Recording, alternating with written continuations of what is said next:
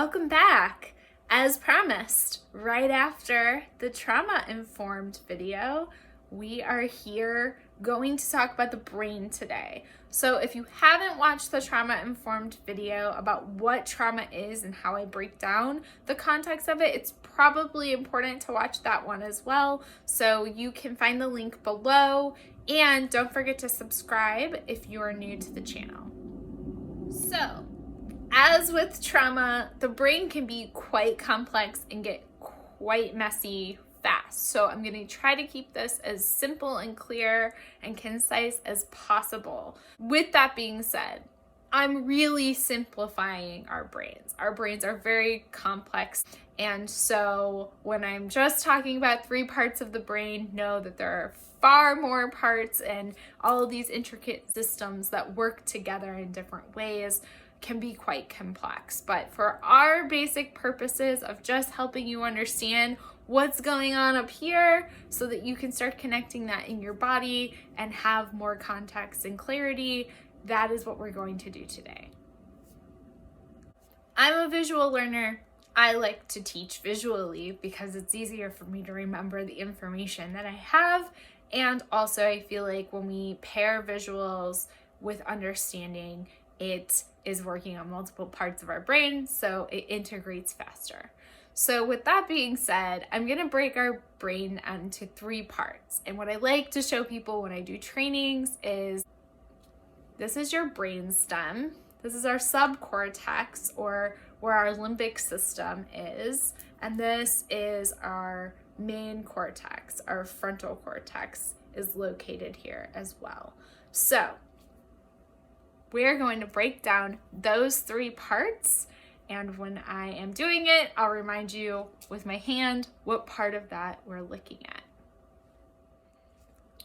So I like to start with the fact that when we are in utero, inside of our mothers, we actually have billions. We have the most neurons that we are going to have our entire life.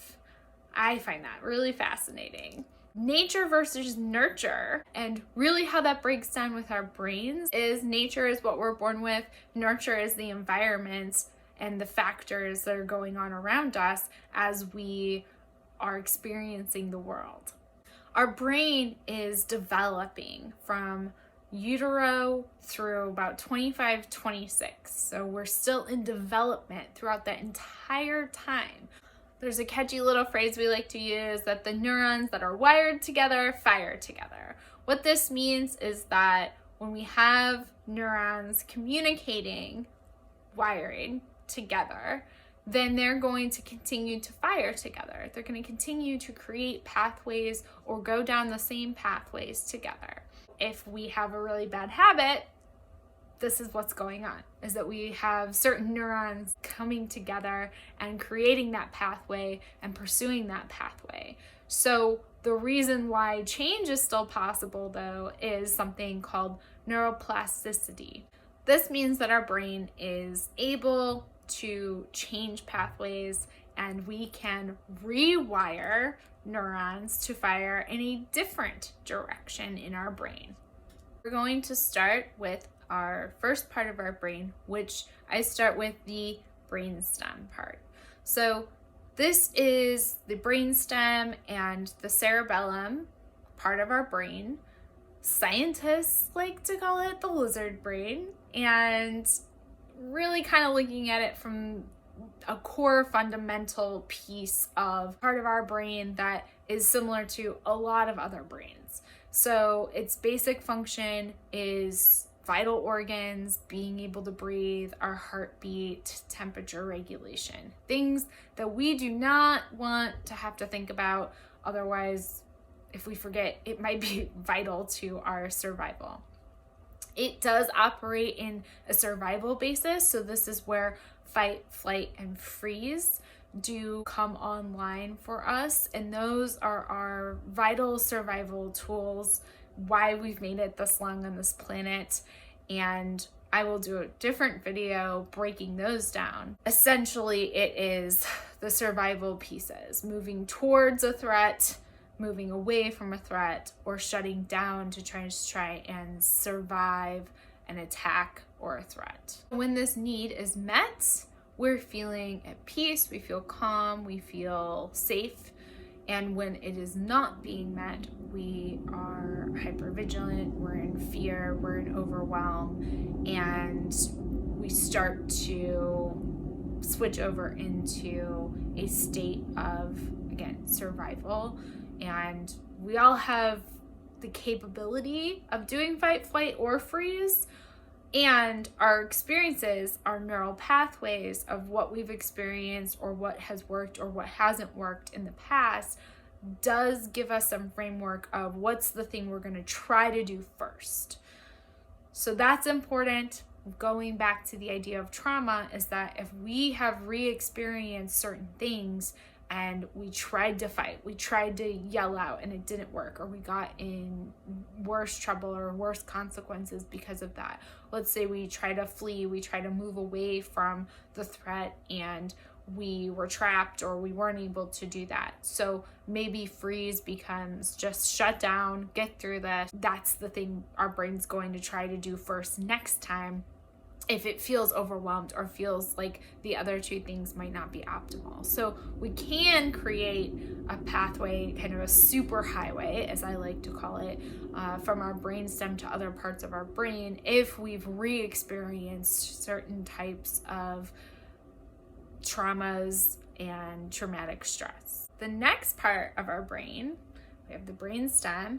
Now we have our subcortex. So this is basically our limbic system, which is going to regulate our learning, our attraction to certain things, our motivation, and our emotions. We're really looking at what's satisfying, what we can appreciate. And this idea of this is kind of the sorting hat, if you will, of what do we want to approach, what do we want to avoid. I look at our brain like a computer, and this is where we're doing a lot of the coding, not all, but a lot of the coding of zeros and ones of safe, unsafe.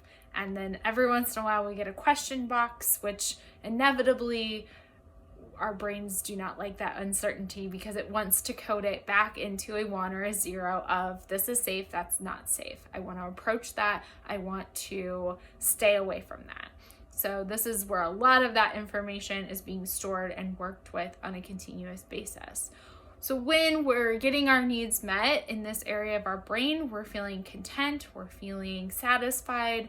When we are not getting those needs met in this area of the brain, we start to get frustrated, stressed. This is where a lot of our stress starts to get processed. And we start to have emotional cues. Other fun facts about our limbic system is that I like to think of it as a neighborhood, and that we have our memory center in this neighborhood. We are processing emotions, so kind of this ongoing track around our neighborhood, helping us process our emotions. We also have the connection here with our amygdala.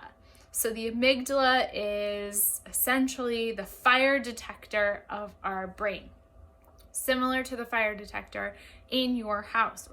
It doesn't have to get permission to go off. And very similarly to different fire detectors I have had in my different apartment experiences, there was one that was honestly on the wall right by my oven, so I couldn't turn on my oven. It was overly sensitive to the heat. I'd have to take the batteries out anytime I wanted to use my oven because it was overreactive to that heat, and there wasn't a fire going on.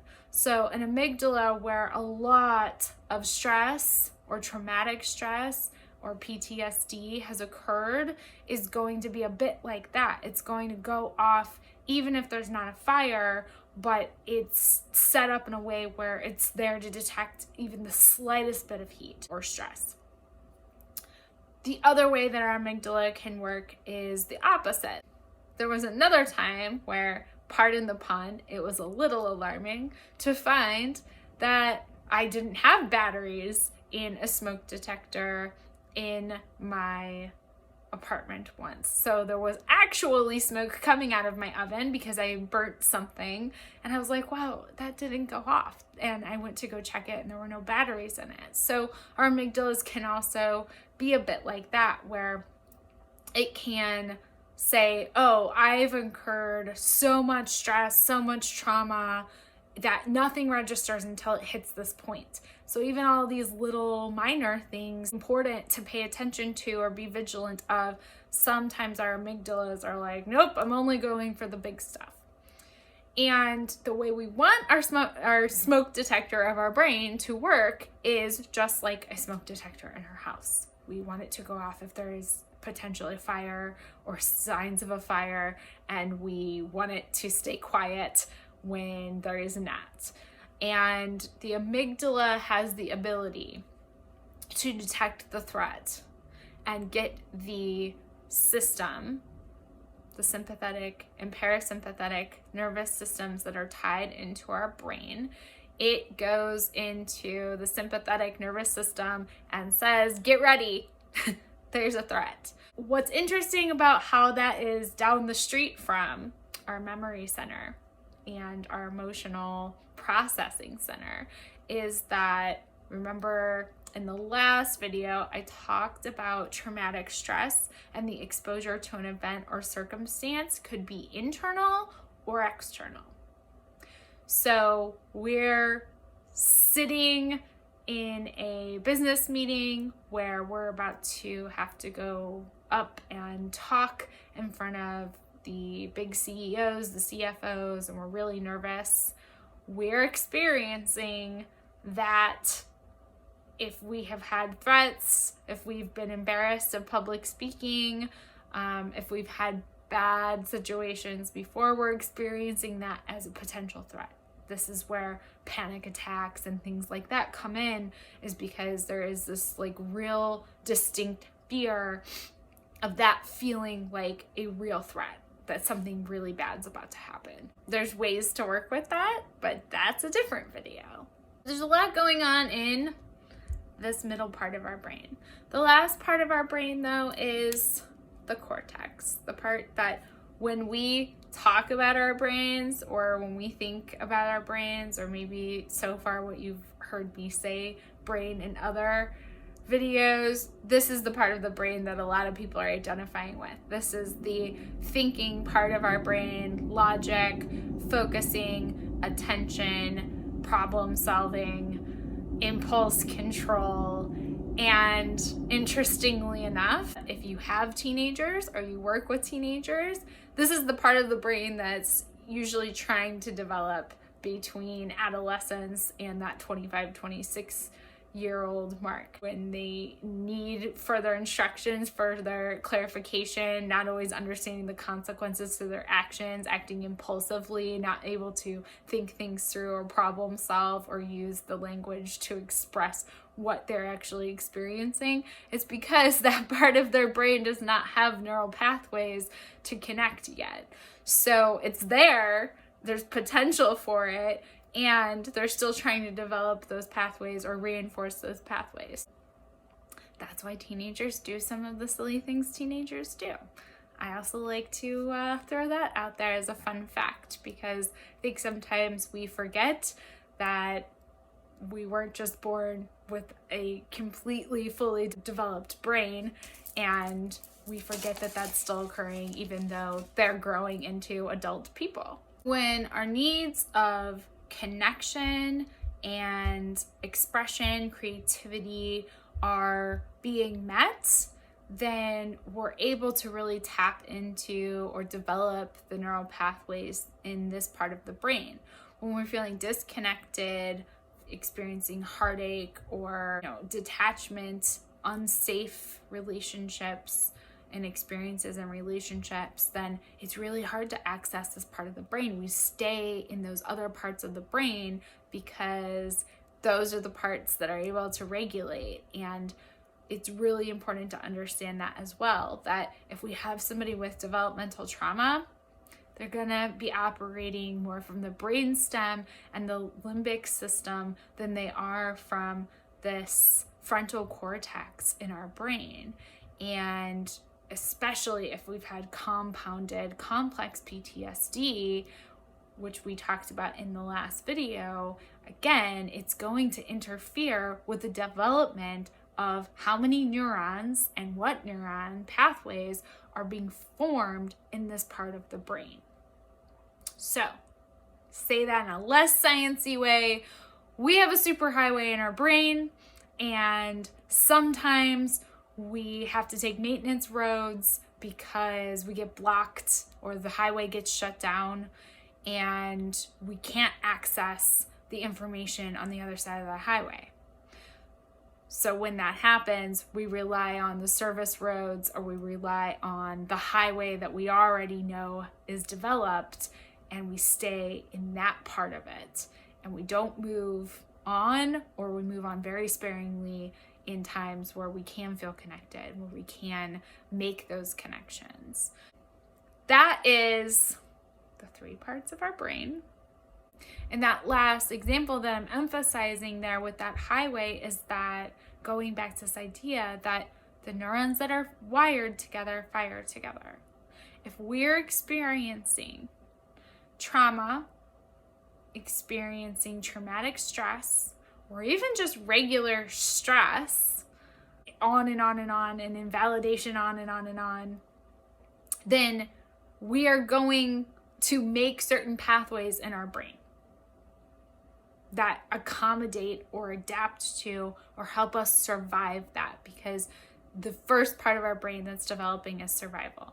So if our survival needs are met, then we continue to move on and up in through the brain. And when we feel satisfied and we feel like our needs are accommodated and we can approach things, then we move into that final part, which is the part that we all think about when we think about the brain in concentration, attention, language, problem solving. So if we are not given the tools, the resources, the resiliencies in our environment or our schools, our families, it only takes one competent adult to help a child develop these skills. So that's like the hopeful message here. We have neuroplasticity, so we can change the way that our neurons are wired and change the pathways in which they are re-emphasized in our brain. We do that through experience. We don't do that through always talking, because talking is up here. Experience is back here. So a lot of my work when I'm working with people who have experienced trauma is helping them understand how their brain works, how that's connected with their nervous system. Understand that your brain is doing the best it can do. It is a part of you. It's not the whole you. In that part of you, there are many parts, many different systems that are working, trying to work together, trying to wire and fire together. And your brain's job is to keep you safe. It's not always about being happy. Happiness is there, it's potential, but our brain's job is to keep us safe. So when we've experienced chronic stress, traumatic stress, post-traumatic stress disorder, complex PTSD, specifically developmental trauma, it's going to impact how our brains process things. We made it. We made it through all of the context from the last video, posting it down there with what is trauma and this brain stuff. Hopefully you have a better idea when I'm saying we're experiencing trauma and how that impacts us. We're on the right road to understanding that. Please feel free to ask questions, put anything in the comments. This takes a little bit of time to, introduce and integrate into the way we think and see things in ourselves. But I would say in my work, when I get to the point where I'm talking about the brain and I'm helping people understand just the very basics, that your brain is doing a very good job being a brain, and that if you're not experiencing what you want with your brain, then you have the capability of making a different choice or tapping into different resources to get a different outcome. And then when we reinforce that, that's when change starts to feel possible, and that's when we start to see the behavioral and emotional impacts of that. I hope that you got whatever you needed to get out of this, and I appreciate you being here.